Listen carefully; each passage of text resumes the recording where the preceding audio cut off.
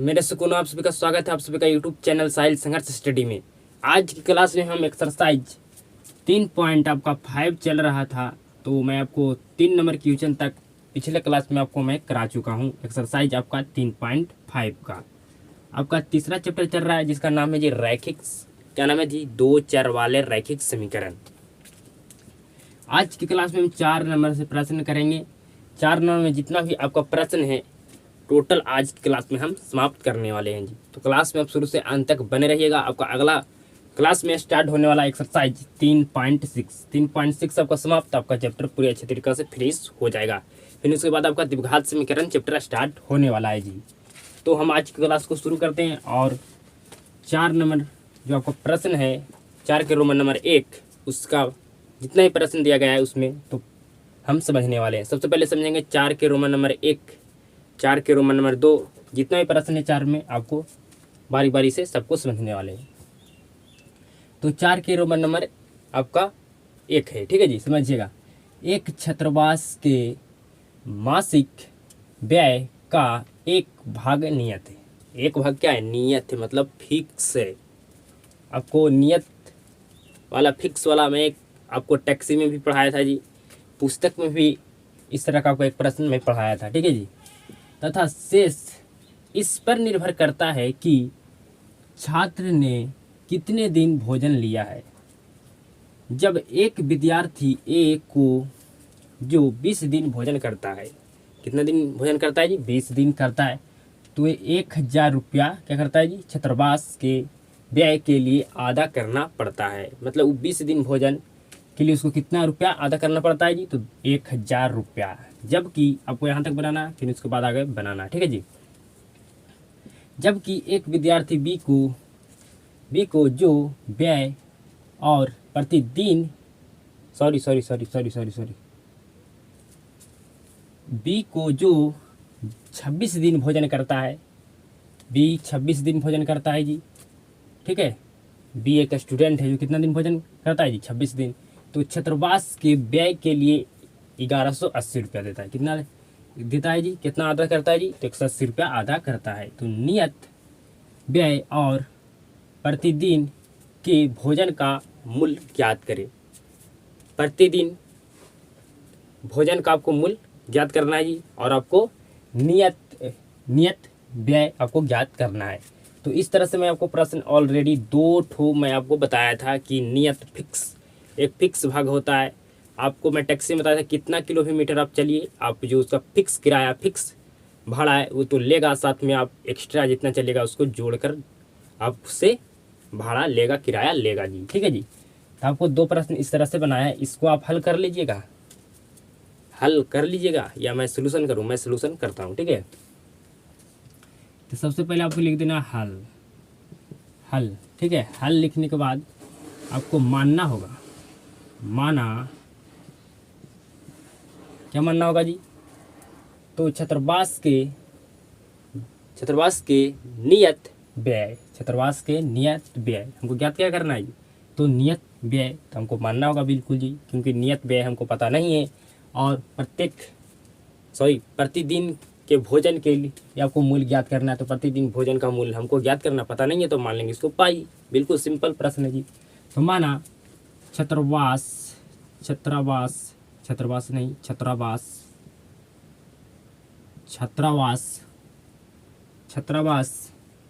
के नियत व्यय 100 रुपया।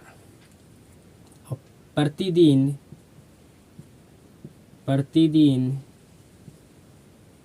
के भोजन का मूल्य हमको ज्ञात करना पता नहीं है, तो मान लेंगे 22 रुपया। कितना मान लेंगे जी? 22 रुपया। अब तुम अपने मन से तो हल कर नहीं रहे हैं, जो प्रश्न कर रहा है उसी के अनुसार तो मैं हल कर रहा हूँ जी। तो आपको लिख देना यहाँ पर प्रश्नानुसार।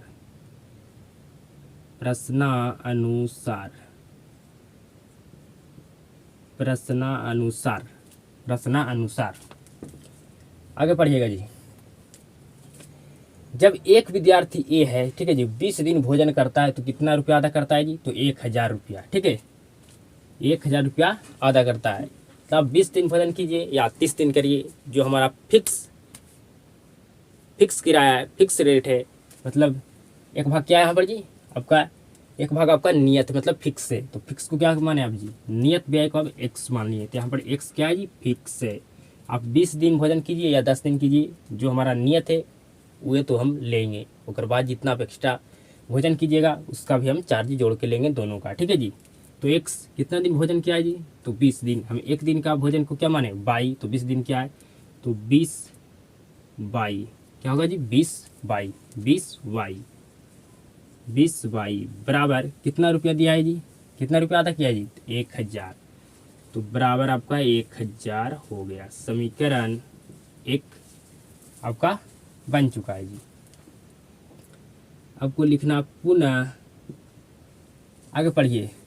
जबकि एक विद्यार्थी बी को जो 26 दिन भोजन करता है, कितना दिन करता है जी, 26 दिन, तो छात्रावास के व्यय के लिए 1180 रुपया आधा उसको करना पड़ता है।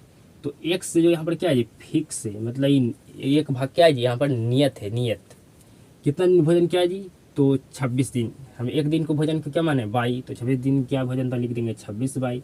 कितना रुपया दिया है जी, 1180 रुपया दिया। समीकरण आपका सेकेंड बन गया, ठीक है जी। समीकरण आपका सेकेंड हो गया।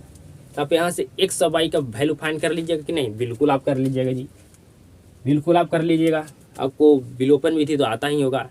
अब एक्स का वैल्यू जो निकलेगा, तो एक्स किसको माने जी, तो नियत किराया। तो आपका नियत किराया हो जाएगा, एक्स जो निकलेगा आपका हो जाएगा नियत किराया, और वाई बराबर जो निकलेगा जो आपका हो जाएगा प्रतिदिन भोजन का आपका मूल्य हो जाएगा जी। तो इस प्रश्न को आप हल कर लीजिएगा, ये हमें उम्मीद और विश्वास है, ठीक है। क्योंकि आपको इस तरह से 2 प्रश्न आपको मैं और पहले ही बता चुका हूँ जी। अब 4 के रोमन नंबर आपको 2 प्रश्न है, ठीक है जी। आपका सेकंड प्रश्न है, 4 का रोमन नंबर आपका 2 प्रश्न क्या कह रहा है। तो आपको 4 का रोमन नंबर 2 आप बना लीजिएगा, बिल्कुल बना लीजिएगा, ठीक है। यहाँ पर भिन्न वाला सवाल है, ठीक है। तो भिन्न वाला सवाल मैं आपको ऑलरेडी बता चुका हूँ जी। 4 का रोमन नंबर 3 आपका इस प्रश्न को मैं बताऊंगा, ठीक है। 4 के रोमन नंबर 3 को मैं आपको बताऊंगा।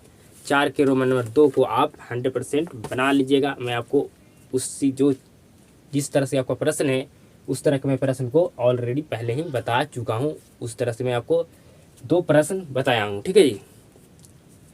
कितना प्रश्न बताया हूँ जी, तो 2 प्रश्न आपको बता चुका हूँ।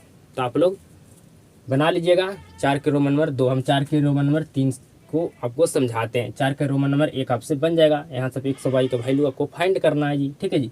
तो 4 के हम रोमन नंबर अब 3 को सोल्यूशन करता हूँ जी। अब 4 के रोमन नंबर 3 को सोल्यूशन करने वाले हैं जी, बिल्कुल ध्यान से समझिएगा। क्या कह रहा है प्रश्न, आप प्रश्न को समझ गए कि प्रश्न क्या बोल रहा है, तो आपसे प्रश्न 100% हल होगा जी। तो पढ़िए प्रश्न क्या कह रहा है जी। यस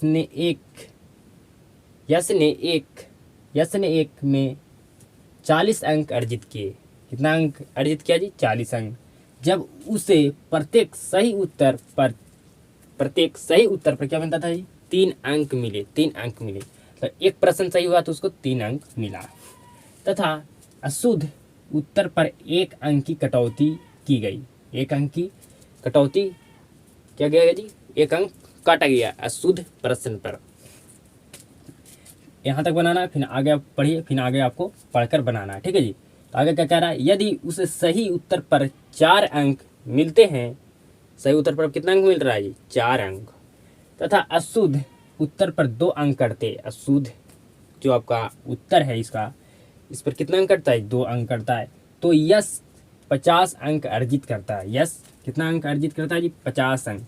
तो टेस्ट में कितने प्रश्न थे आपको निकालना है। तो अगर आप शुद्ध प्रश्न की संख्या और अशुद्ध प्रश्न की संख्या अगर आप ज्ञात कर लेते हैं, दोनों को जोड़ देते हैं, तो आपका टोटल कितना प्रश्न था आप फाइंड कर पाइएगा जी। टोटल प्रश्न का संख्या निकाल लीजिए कि नहीं, बिल्कुल निकाल लीजिएगा जी। सबसे पहले आपको लिखना होगा हल मानना होगा आपको जी, क्योंकि ये आपका प्रश्न मानने वाला प्रश्न है, ठीक है जी। क्या कहा गया सुनिएगा एकदम बिल्कुल गौर से। आपको यस के सही प्रश्नों की संख्या को आपको मानना होगा और यस के गलत प्रश्नों की संख्या आपको मानना होगा। ठीक है जी। अब दोनों का मान के और सही और गलत प्रश्नों की संख्या आप निकाल लेते हैं, उसको जोड़िएगा तो आपको कुल कितने प्रश्न थे आप निकाल लीजिएगा। ठीक है जी। तो आपको मानना होगा यस के शुद्ध, शुद्ध मतलब सही, सही प्रश्न की संख्या, सही प्रश्न की संख्या मान लिए एक्स, क्या मान लीजिए एक्स मान लिए, और यस के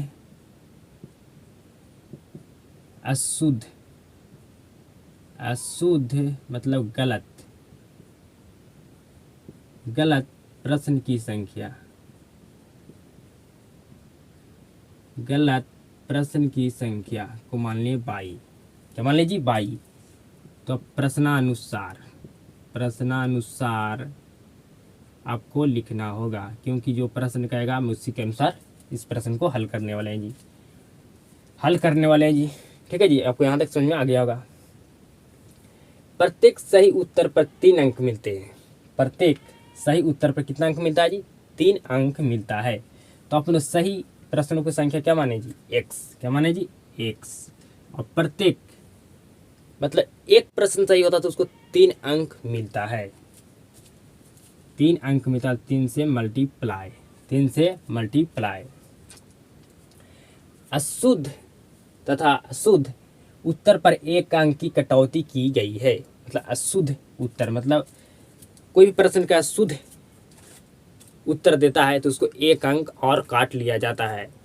इस तरह से कॉम्पिटिटिव एग्जाम में प्रश्न आपसे एग्जाम लिया जाएगा, उसमें अगर आप एक प्रश्न गलत करते हैं तो आपको और 1 नंबर कटे जाएगा, 1 नंबर रहेगा, या आपका आधा नंबर या 2 नंबर का भी कोई एग्जाम होता है तो उसी के अनुसार आपको नंबर काटेगा। अगर आपको 40 नंबर आ रहा है तो अगर एक प्रश्न का आप उत्तर दे दिए, गलत दे दिए, तो आपको 2 नंबर आओ काट लेगा। ठीक है, या 1 नंबर आओ काट लेगा, जितना अंक का कटौती होगा उतना अंक काटेगा आपका। आगे समझिएगा, आगे क्या कहा गया है जी कि अशुद्ध उत्तर पर 1 अंक की कटौती होती है। अशुद्ध उत्तर, ठीक है जी, अशुद्ध, तो अशुद्ध उत्तर की संख्या क्या माना है जी? 22। और कितना अंक कटौती होता है जी? 1। कटौती मतलब माइनस, बराबर 40, बराबर आपका हो गया 40। इसको थोड़ा ठीक कीजिए, तो 3x माइनस 22 बराबर आपका हो गया 40। समीकरण 1, समीकरण 1। पुनः आगे पढ़िए जी। यदि उसे सही उत्तर पर 4 अंक मिलते हैं, सही उत्तर पर जी कितना अंक मिलता है जी? 4 अंक। तो x आप माने सही उत्तर की संख्या क्या माने जी? x माने, ठीक है जी। तो कितना अंक मिलता है जी इसको सही उत्तर पर? तो इसको मिलता है 4 अंक, ठीक है जी। आगे पढ़िए। तथा अशुद्ध उत्तर पर 2 अंक कटते हैं। अशुद्ध कोई प्रश्न को उत्तर देता है तो कितना अंक कटता है जी? 2 अंक कटता है। तो 22 2 अंक कटता है जी, ठीक है। 22 इंटू 2 कटता है मतलब माइनस, बराबर आपका यस 50 अंक अर्जित करता है, तो बराबर आपका हो गया 50। इसको थोड़ा ठीक कीजिए, तो 4x माइनस 2y बराबर 50। समीकरण सेकेंड, समीकरण सेकेंड, समीकरण क्या हो गया जी? सेकेंड हो गया। तो अब हम यहाँ से हम एक्स और वाई का वैल्यू निकाल देंगे, दोनों को जोड़ देंगे, हमें कितने प्रश्न थे, हमें प्रश्न की संख्या निकल जाएगा, ठीक है जी, निकल जाएगा जी। तो समझिएगा आगे, आगे क्या लिखना है आपको जी?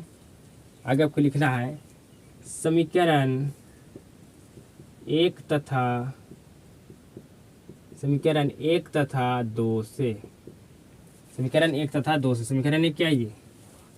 3x माइनस वाई बराबर 40, और आपका 4x माइनस 2y बराबर आपका है जी 50। क्या है जी? 50। क्या है जी? 50 है, ठीक है जी, 50 है। तो आप कोई x गुणांक को बराबर कीजिए, मतलब x वाला टर्म को बराबर कीजिए, या y वाला टर्म को बराबर कीजिए जी, ठीक है जी। तो हम कर देते हैं बाई वाले टर्म को बराबर। ठीक है जी, तो हमको मल्टीप्लाई कर देना होगा। जो आपका सेकंड समीकरण में बाई का गुणांक उसको कर देंगे फर्स्ट समीकरण से गुणांक, और जो आपका सेकंड समीकरण है उसको आपका फर्स्ट समीकरण के बाई के गुणांक से कर देंगे। कुछ से भी गुणांक नहीं करना होता हमको, जब सेम हो जाए सिर्फ एक समीकरण में मल्टीप्लाई करने पर, तो दूसरा समीकरण में हमको क्या करना है जी, कुछ से मल्टीप्लाई नहीं करना, तो एक से मल्टीप्लाई आपको कर देना है। ठीक है जी, तो आपका हो गया 6x - 2y बराबर आपका हो गया जी 80।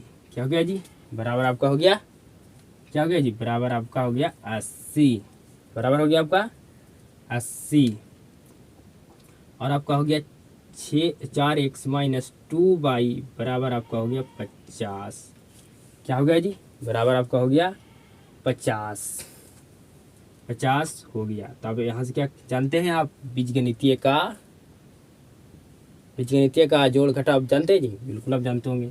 यहाँ पर 4 के आगे क्या चीज़ जी, कुछ भी नहीं, तो प्लस, तो यहाँ क्या कर देंगे, चिन्ह को बदल देंगे, यहाँ माइनस दे देंगे, यहाँ माइनस ऑलरेडी पहले से, तो हम प्लस दे देंगे, यहाँ माइनस दे देंगे। ठीक है जी, तो ये आपका टर्म गायब हो गया जी।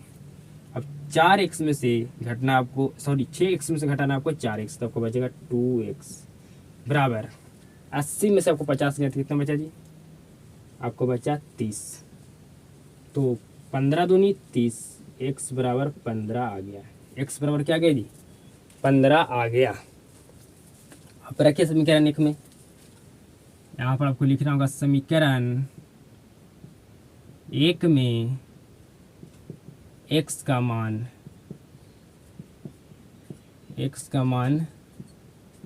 रखने पर समीकरण क्या है जी, 3x - y बराबर आपका है 40।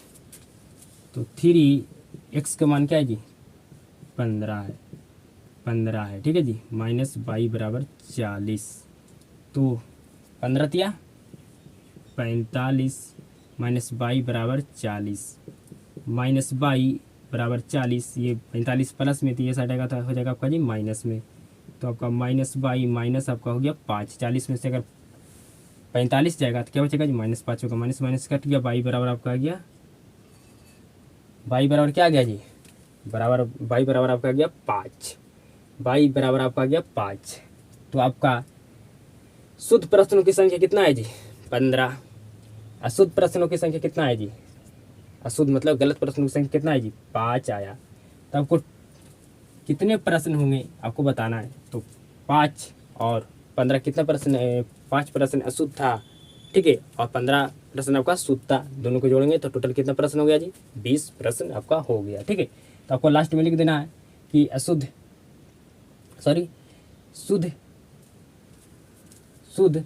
मतलब सही प्रश्नों की संख्या x माने तो आपको हो गया x बराबर क्या लिखे, x माने तो उसको क्या हो जाएगा जी, आपका शुद्ध मतलब सही प्रश्न की संख्या आपको 20 हो जाएगा, अशुद्ध का आपका हो जाएगा आपका 5। दोनों को जोड़ दीजिएगा, आपको कितने प्रश्न थे, आपको टोटल कितने प्रश्न थे, 20 प्रश्न थे।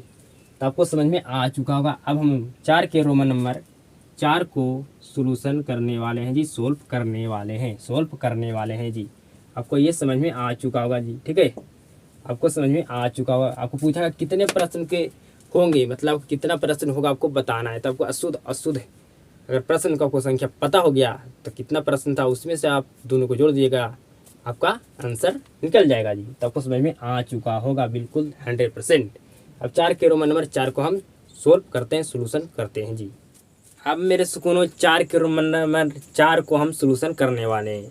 आपका 4 के रोमन नंबर 4 को मैं अब प्रश्न को हल करने वाले हैं, तो बिल्कुल ध्यान से समझिएगा जी, बिल्कुल ध्यान से समझिएगा आपका 4 के रोमन नंबर 4 को, क्योंकि आपको समझाना हमको फर्ज बनता है जी, इसलिए मैं आपको समझाने का 100% कोशिश करता हूँ। पढ़िए प्रश्न क्या कह रहा है।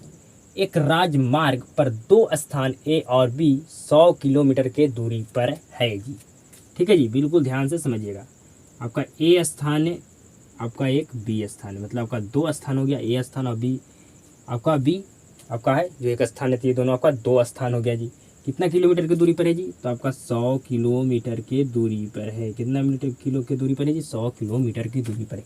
एक राजमार्ग पर 2 स्थान ए और बी, आपका 2 स्थान है जी, ए और बी दोनों कितना किलोमीटर की दूरी पर है जी? तो 100 किलोमीटर की दूरी पर है। आगे समझिएगा, एक कार ए से तथा दूसरी कार बी से, आपका एक कार है एक और आपका एक बी कार है जी, ठीक है। आपका एक कार ए से तथा दूसरी कार बी से एक ही समय चलना प्रारंभ करती है। जो आपका ए कार है और बी कार है, दोनों आपका क्या कर रहा है जी? आपका ये दोनों आपका कार है जो आपका एक ही समय से चलना प्रारंभ करती है। आपका ये ए कार हो गया जी, ये आपका बी कार हो गया जी, आपका ए कार हो गया, बी कार हो गया जी। फिर से हम प्रश्न को पढ़ते हैं, बिल्कुल गौर से समझिएगा। एक राजमार्ग पर दो स्थान ए और बी, आपका दो स्थान ए और आपका एक बी स्थान, दोनों कितना किलोमीटर की दूरी पर है? 100 किलोमीटर की दूरी पर है। लिख दिए बिल्कुल। एक कार ए से तथा दूसरी कार बी से, दूसरी कार आपका बी से, तो ये दूसरी कार आपका बी है और पहली कार आपका ए है। एक ही समय चलना प्रारंभ करती है। एक ही समय से चलना, दोनों क्या करती है? आपका ए कार और बी कार दोनों चलना प्रारंभ करती है। यदि ये कार भिन्न भिन्न चालों से एक ही दिशा में चलती है। अगर आपका ए कार और बी कार दोनों आपका कार जो है आपका कौन सी दिशा में चल रहा है जी? तो एक ही दिशा में चलना प्रारंभ करती है। एक ही दिशा में आपका दोनों कार चलना प्रारंभ करती है। तो एक ही दिशा में आपका कार कैसे चलेगा जी? तो आपका ये ए कार है, ठीक है, तो आपका इस तरह से कार चलेगा। ये आपका बी कार है जी, तो बी कार भी आपका इस तरह से चलेगा, इस तरह से आपका चलेगा, ठीक है। ये आपका ए कार है जो इस तरह से चलेगा, आपका बी कार है जो आपका इस तरह से चलेगा। ये आपका कौन सा दिशा होगा जी? तो आपका ये हो गया आपका एक ही दिशा में। एक ही दिशा में चल रहा है कि नहीं जी? बिल्कुल चल रहा है। ये चलना स्टार्ट कर रहा है आपका कौन सा दिशा से जी? तो आपका बाएं दिशा से। तो आपका ए कार भी बाएं दिशा से चल रहा है और आपका बी कार है जो भी आपका बाएं दिशा से चल रहा है। तो दोनों एक ही दिशा में तो चल रहा है, दोनों बाएं दिशा से तो अपना चलना प्रारंभ कर रहा है जी, ठीक है। तो आप बताइए यहाँ पर आपका ए कार का स्पीड ज़्यादा होगा या बी कार का स्पीड आपका ज़्यादा होगा?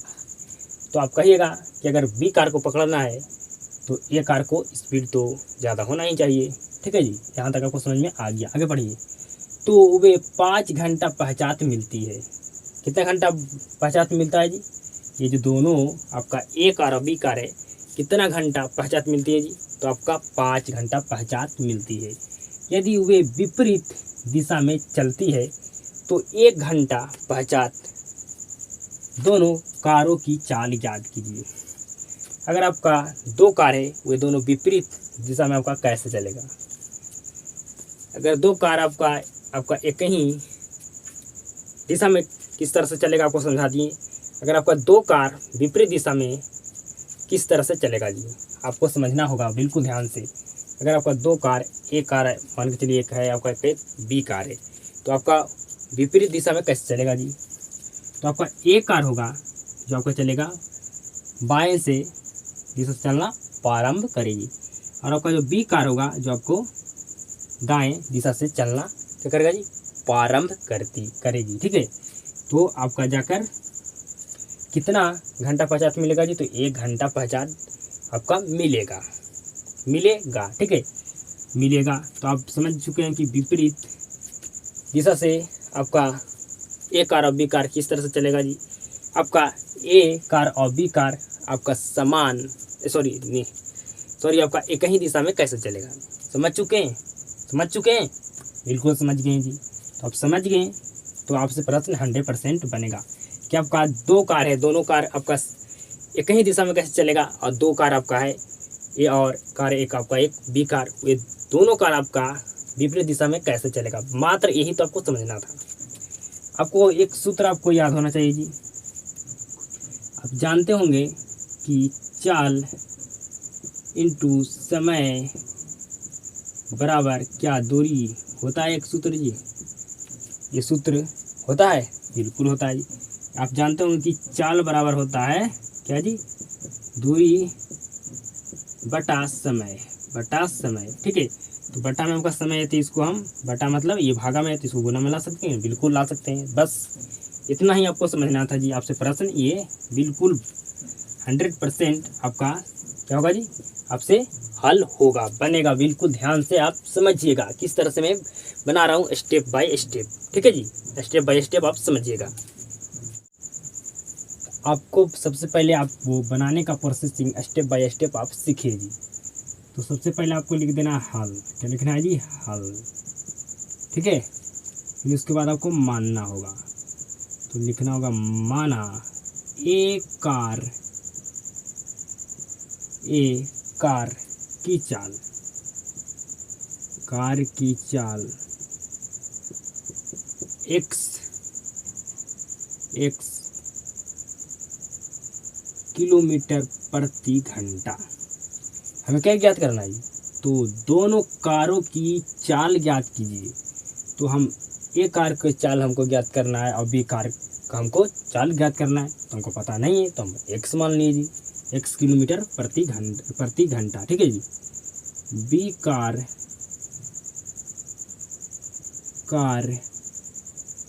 की चाल पता नहीं हमको, तो मान लेते हैं 22 किलोमीटर प्रति घंटा, 22 किलोमीटर प्रति घंटा जी। अब लिखना होगा आपको प्रश्नानुसार, क्योंकि हम प्रश्न के अनुसार इस प्रश्न को हल कर रहे हैं जी, अपने मन से तो कर रहे हैं नहीं, तो प्रश्नानुसार आपको लिख देना है। ठीक है जी, आगे समझिएगा।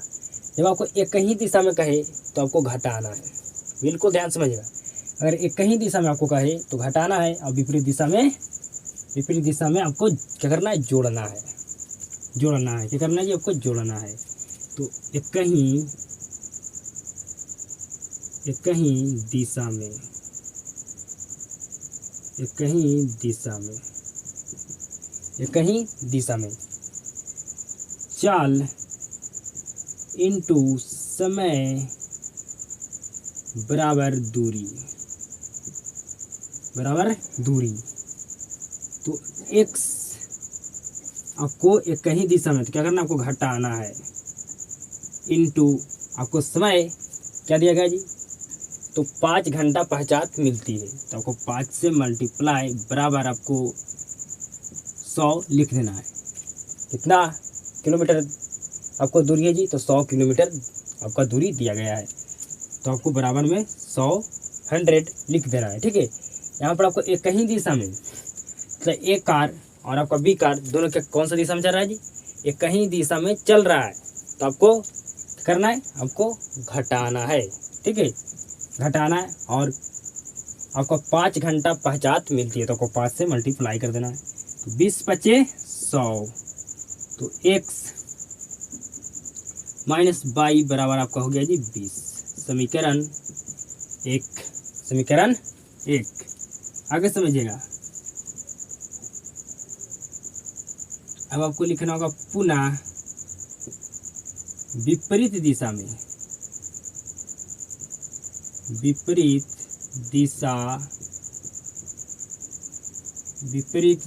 में तो चाल इंटू समय बराबर दूरी,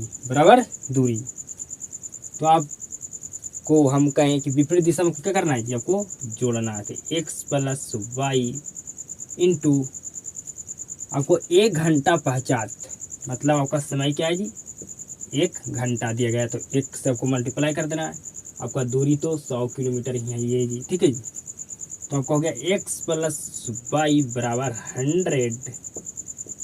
समीकरण फाइंड सेकंड, समीकरण आपका गया जी सेकंड।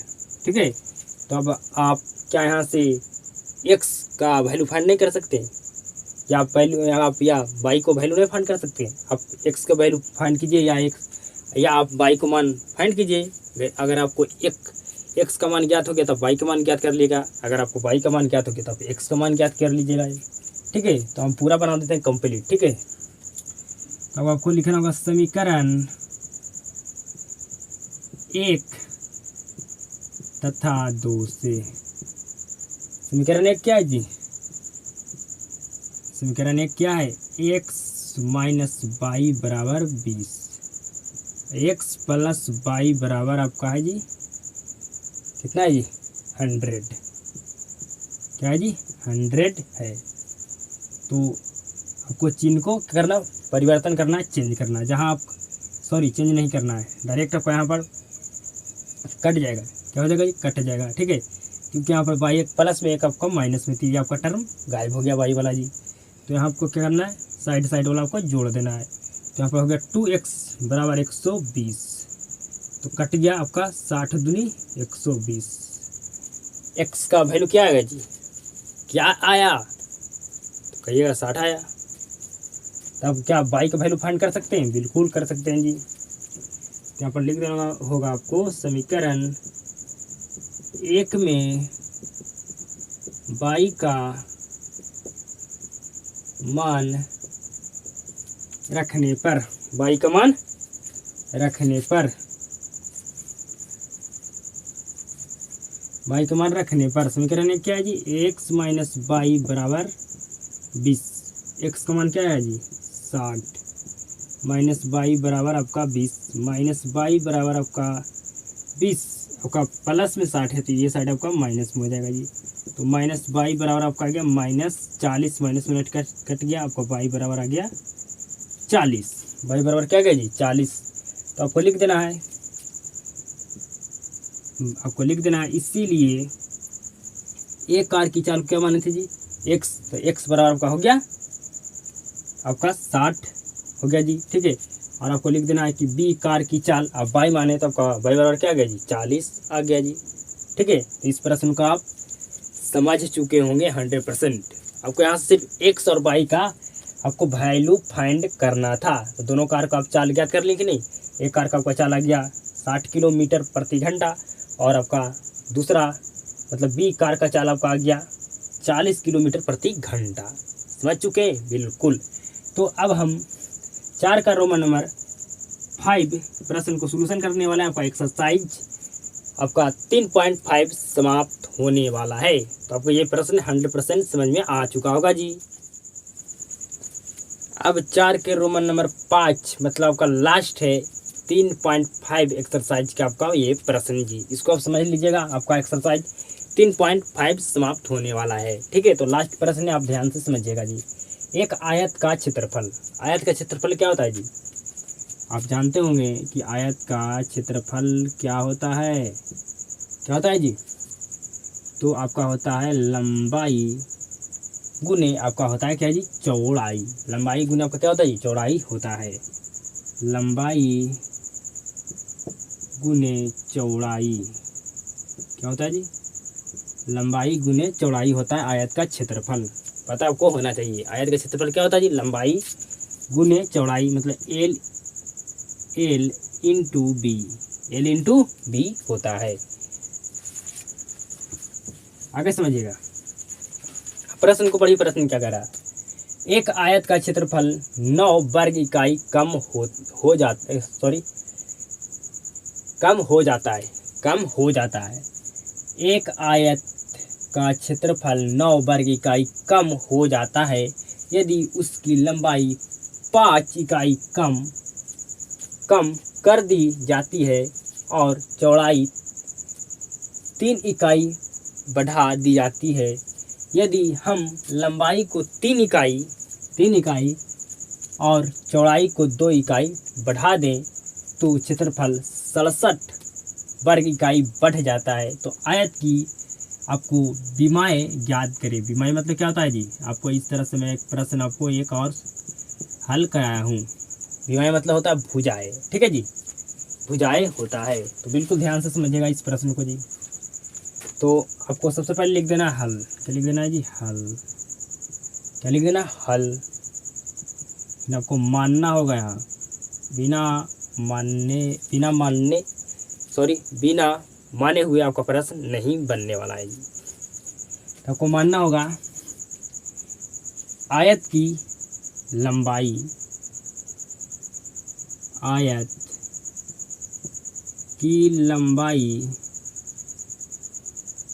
आपका लंबाई x इकाई है, ठीक है जी। मान ली हम आयत की चौड़ाई बाई इकाई है, ठीक है जी। तो अगर आपको आयत का लंबाई चौड़ाई पता है तो क्या आयत का आप क्षेत्रफल नहीं ज्ञात कर सकते हैं? बिल्कुल ज्ञात कर सकते हैं जी, ठीक है। तो आयत की क्षेत्रफल आपका क्या होगा जी? तो x इंटू आपका बाई होगा, ठीक है। तो अब आपको प्रश्नानुसार लिखना होगा, ठीक है, क्योंकि मैं प्रश्न के अनुसार ही चल रहा हूँ जी। प्रश्नानुसार अब प्रश्न को पढ़िए और हल कीजिए। क्या कहा गया जी कि एक आयत का क्षेत्रफल 9 वर्ग इकाई कम हो जाता है यदि उसकी लंबाई 5 इकाई कम कर दी जाए और चौड़ाई 3 इकाई बढ़ा दी जाती है। पहले आपको यहाँ तक बनाना है जी, ठीक है जी। क्या कहा गया जी? उसकी लंबाई 5 इकाई कम कर दी जाती है। तो x लंबाई क्या माने जी? x क्या किया जा रहा है? कम किया जा रहा था, आपको घटाना है। क्या करना है जी? घटाना है। और चौड़ाई को क्या करा जा रहा है जी? तो चौड़ाई को आपका 3 बढ़ा दी जाती है। तो चौड़ाई को 3 बढ़ा दी जाती है, तो बाई प्लस आपका हो जाएगा 3 बराबर आपका आयत का क्षेत्रफल 9 वर्ग इकाई कम हो जाता है। 9 वर्ग इकाई कम हो जाता है। तो आपका आयत का क्षेत्रफल क्या है जी? x इंटू बाई माइनस आपका 9, ठीक है जी, -9, क्योंकि आपका यहाँ पर क्षेत्रफल 9 वर्ग इकाई कम हो जाता है। यहाँ पर आपका होगा वर्ग इकाई। क्या होगा जी? वर्ग इकाई, ठीक है जी। आपका यहाँ पर होगा वर्ग इकाई। आपका वर्ग इकाई यहाँ पर होगा, छूट गया था इसके लिए सॉरी, ठीक है। इसको आप आगे हल कीजिए जी। तो आपको x से मल्टीप्लाई करना है ये दोनों में, ठीक है। तो आपको हो गया x into Y plus 3x, अब 5 से मल्टीप्लाई करना है दोनों में। तो आपको हो गया -5y और -15 बराबर x बाई माइनस आपका 9, माइनस आपका हो गया जी 9। x बाई इंटू यहाँ पर कट गया, बचा क्या जी? तो आपका बचा क्या जी? यहाँ से आपको बचा 3x माइनस 5y बराबर आपका बचा -9। जब आपका -15 है बराबर के हट जाएगा तो आपको हो जाएगा प्लस में 15। तो 3x माइनस 5y बराबर आपका हो गया जी 6। समीकरण 1 हो गया जी। पुनः समझिएगा, पुनः आगे बढ़ी प्रश्न को जी।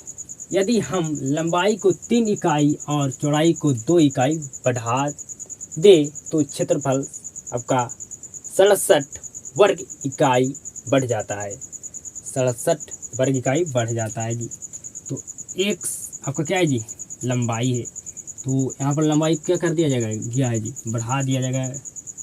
तो आपको x प्लस 3 हो जाएगा मल्टीप्लाई आपका चौड़ाई को बाई माने यहाँ पर आपको चौड़ाई को भी 2 बढ़ा दिया गया है जी बराबर आपका क्षेत्रफल है x इंटू बाई, ठीक है जी। और आपको क्या किया गया है जी? यहाँ पर क्षेत्रफल को यहाँ पर बढ़ जाता है। तो आपको क्या हो जाता है जी? क्षेत्रफल आपका 67 वर्ग इकाई हो जाता है। प्लस आपका 67 हो गया जी, ठीक है जी। अब इसको सोल्व कीजिए। तो आपका x से मल्टीप्लाई करना होगा आपको दोनों में। तो x into by plus 2x, अब 3 से मल्टीप्लाई करेंगे जी। तो आपको हो गया 3y प्लस आपका 6 बराबर आपका x इंटू बाई प्लस 67। आपका x बाई इंटू में कट गया जी। तो आपको बचा 2x प्लस 3y बराबर 67 में से आपको 6 को घटा देना है। ठीक है, यहाँ प्लस में माइनस में, तो 2x प्लस 3y बराबर आपका हो गया 61 समीकरण सेकंड। समीकरण सेकंड तो आपको लिखना होगा समीकरण 1 तथा 2 से, समीकरण 1 तथा 2 से। समीकरण 1 क्या है जी? समीकरण 1 आपका क्या है? 3x माइनस 5y बराबर 6 समीकरण 1 है। दूसरा समीकरण क्या है जी? 2x प्लस 3y बराबर आपका 61 समीकरण सेकंड। समीकरण सेकंड है। तो आपका आप x का गुणांक को बराबर कीजिए या y के गुणांक को बराबर कीजिए। ठीक है जी, आपको कोई एक को बराबर करना होगा, तो हम कर देते हैं x y गुणांक को बराबर करते हैं। ठीक है, तो समीकरण जो 2 में y का गुणांक है उसको समीकरण 1 में मल्टीप्लाई कर देंगे, जो आपका समीकरण 1 में y का गुणांक है उसको समीकरण 2 में मल्टीप्लाई कर देंगे। कीजिए मल्टीप्लाई, तो आपका हो गया 3 तिया 9x, 5 तिया 15y, 6 तिया 18 समीकरण आपका थर्ड। आपका हो गया 10x प्लस आपका 3 पच्चे 15, 3 पच्चे 15y, 61 पच्चे क्या होता है जी? तो 5 और 30, 305 समीकरण आपका हो गया 4। समीकरण हो गया जी 4, आपका समीकरण हो गया 4। तो आपका यहाँ पर y का वाला टर्म आपका हो गया गायब, क्योंकि यहाँ पर आपका माइनस 15y है और प्लस आपका 15y है, तो आपको दोनों साइड वाला क्या कर देना? जोड़ देना। आपका 9x प्लस 10x आपका हो गया 19x बराबर आपका हो गया, जोड़िएगा 305 और 18 कितना हो गया जी? 300 आपका हो गया 23, 300 आपका हो गया 23। ठीक है जी, 300 आपका हो गया 23। तो अब इसको आप भाग देना, आपको क्या करना है जी? आपको भाग देना है, करना आपको भाग देना है। आपको 323 में आपको 19 से भाग देना है, 19 से आपको करना है जी भाग देना है। भाग दीजिए, कितना आता है जी? तो आपका 19 एकम 19, तो आपका 19 यहाँ हो गया, घटाइएगा तो कितना बचेगा जी? और 12 में से 9 गया तो 3, आपका 2 में से 1 गया तो आपको बचा 1, यहाँ 13 आपको यहाँ पर तो उतार दिए। ठीक है जी, यहाँ पर आपका 3 ऊपर में बचा तो उतर गया जी, तो आपको हो गया 133। कितना हो गया जी? 133 आपका हो गया। तो 19 सत्ते कितना होता है जी? आपका 19 सत्ते आपका होता है 9 का 7 और पढ़ेंगे तो कितना होगा जी?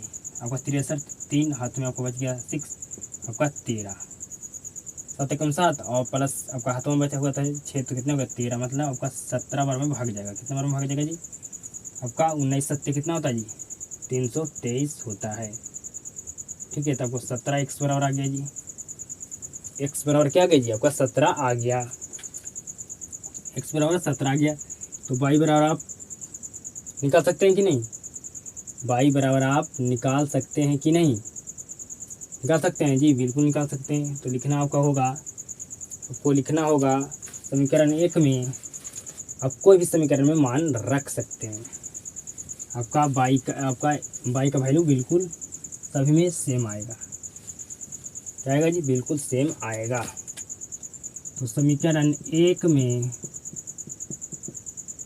समीकरण 1 में x का मान रखने